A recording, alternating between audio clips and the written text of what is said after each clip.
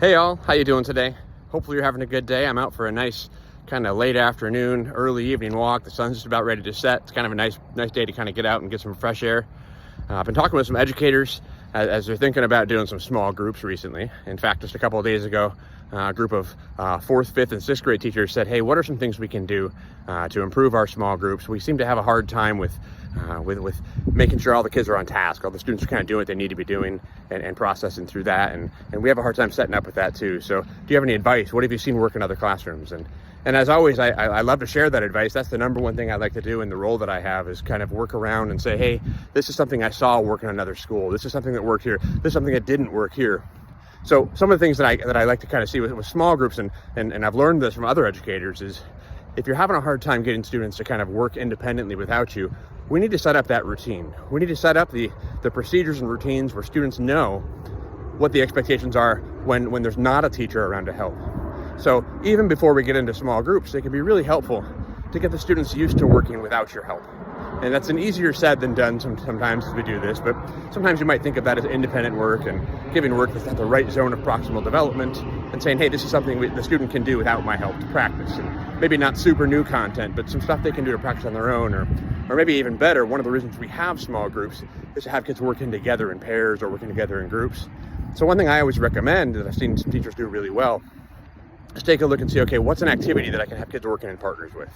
What's an activity that, like, in theory, I could have kids working on their own, but I know that if I just give it to them right off the bat, they're probably going to get distracted or maybe not understand all the directions without my help.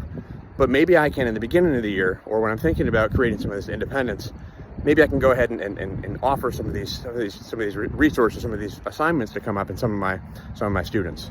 So kind of picture what that might look like is I might go ahead and say, okay, here's the activity today. You're going to work in partners. So partner A and partner B, partner A and partner B, partner A and partner B. We'll work together to kind of help the students out to say, okay, who's going to be those partners? So then as we're doing that, I can create the partners, I can create the environment where students are going to be doing that, and then I can say, okay, here's the activity, here's the rules. Everyone's doing this activity. Partner A does this, partner B does this. And I'll walk around to monitor, to make sure students are staying on task. I'll walk around to monitor to make sure that partner A is doing the thing they should be doing, and partner B is doing the thing they should be doing, and making sure that they're working together, not just copying back and forth, or making sure they're productive and looking at those aspects. And I may need to do this a few days, and maybe in a row, maybe a few days, a couple times a week, until I get students to be able to kind of work productively, just in partners or in groups, or again, possibly independently, but get them to work so that I am walking around the room, I'm monitoring the room, I'm looking at all the students' work, but I'm not really doing any sitting with students one-to-one teaching yet. It's not until I get to the point where I can see, hey, if I'm not right next to students, they can stay on task. That's when I can begin to think, hey, maybe I want to pull a small group of students now. Maybe I want to continue to have this activity of students. Everyone seems to be in a good place. Good, now I'm going to pull 6 or 7 students, or 2 students, or however that works with that too.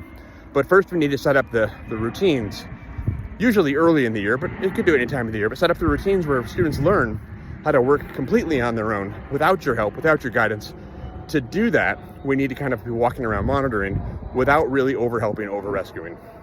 Once we create that environment, once we create that scenario where kids can do that independent thinking, independent working, independent problem solving, then we can begin to think about, okay, how can I actually get my rotations to small groups that can really be differentiated, really be set up? But at first we need to be able to have that building block. I can't just jump into small groups and expect it to work.